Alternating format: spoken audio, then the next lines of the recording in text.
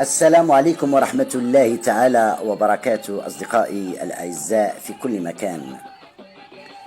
على نغمات مجموعة الحسن والعطار رحمهم الله أجمعين، قصيدة طال الحال. وفعلا طال الحال ما بين هذا الوقت والزمن الجميل. تفاعلا مع أحد الأسئلة حول مفهوم اللامة، وكان هذا السؤال من الأستاذة سعيدة كبير الأمازيغية القحة بنت السهل الغربي. فاللمة هي اللمة ما بين القبائل والمجتمعات في مكان ما، وخاصة في أحد الأضرحة لأولياء الصالحين لكل منطقة أو مقام أو مزار يقصدونه من كل فج عميق.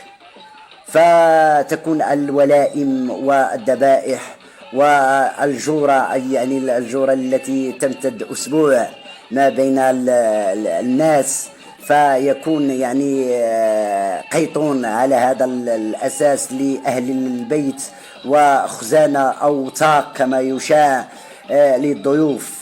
ففي البداية يعني تذبح هذه البهائم وتقدم يعني في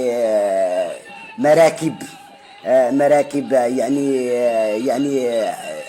ديال الحب والإخاء عبر يعني قصعات الطعام، فيكرمون يعني الضيوف والوفود الرسمية من قواد و يعني أعيان المنطقة، ويبدأ يعني تلاوة القرآن. ومن هنا تعطى يعني المراسم الرسمية لهذه اللامة أو اللمة أو الموسم. فأردت من هنا ومن هناك، أخذت صور من هنا ومن هناك، ومزجتها يعني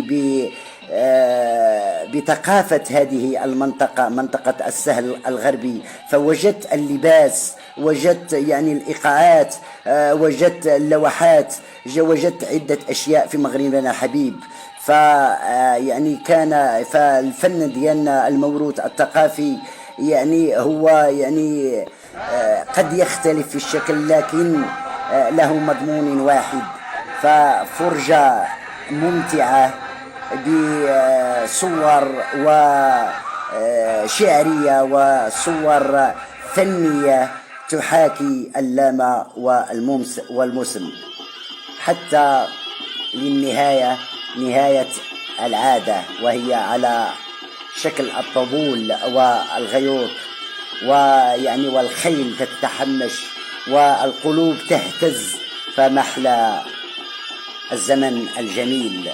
شكرا، أخوكم محمد الشتواني، شاعر وباحث مهوس بالموروث الثقافي الفني الشعبي المادي واللامادي.